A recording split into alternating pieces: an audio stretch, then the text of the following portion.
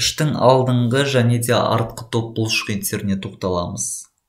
Іштің алдыңғы топ бұлшық еттері екі бұлшық ет жатады. Соның біріншісі іштің тік бұлшық еті, musculus rectus abdominis. Бұл шандырлы қабықшаның бүйір қапталында сыртқы пішіні жалпақтау келген бұлшық ет болып табылады. 5-7 қабырғалардың шеміршегінен бастау алады. Сонымен қатар төс сүйегінің семсер тәрізді өсіндісінен басталады. Төмен қарай бағытталып, шат сүйегінің төмпешігі туберкулум пубикум мен қасаға симфизі, симфизиалис пубика аралығына барып бекитін болып табылады. Тік бұлшық еттің ерекшелігіне тоқтайтын болсақ, көлденең бағытта орналасқан, мына жерде кіндіктік сақина орналасады, аннулюс умбиликалис.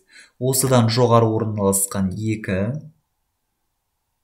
және де төмен орналасқан 2 немесе 1, кейде біреу байқалмауы мүмкін.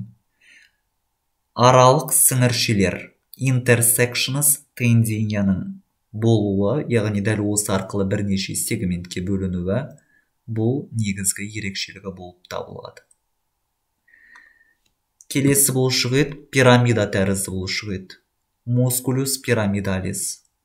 Бұл да іштің алдыңғы топ бұлшық еттеріне жатады.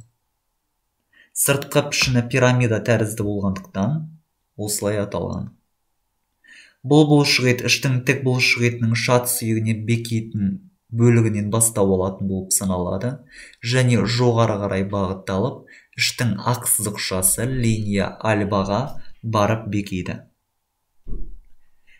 Бұл бұлшық еттердің негізгі қызметі іш қуысындағы қысымды реттеу қызметін атқарады және де іштің ақ сызықшасы линия альбаны керу қызметін атқаратын болып табылады.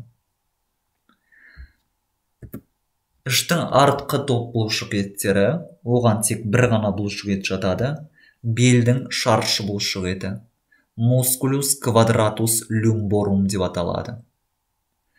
Ол іштің артқы қапталында мықын сүйегі мен 12 қабырғаның аралығында орналасқан пішіні шаршы бұлшық ет болып табылады. Бұлшық еттің талшықтары алдыңғы және де артқы бөліктерге бөлінеді.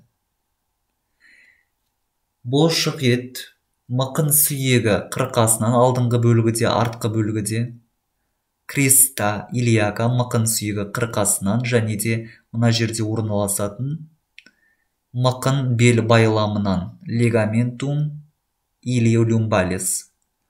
Мықын 8 көз буынын қарастырғанда айтып кеткенбіз. Осы байламнан бастау алатын болып саналады және өрлеме бағытта өтеді. Осы жерде ол 2 бөлікке бөлінеді. Алдыңғы бөлігі тікелей 12 қабырғаға және де кейде кеуде омыртқасына бекитін болып табылады. Ал артқы бөліктері 1-4 бел омыртқаларының көлденең өсінділеріне барып бекитін болып табылады. Негізгі қызметі бір жақты жиырылу кезінде мықын сүйегін жоғары көтереді және 12 қабырғаны төмен тартады. Сонымен қатар омыртқа бағанасының бел бөлігін бүгу қызметін атқарады.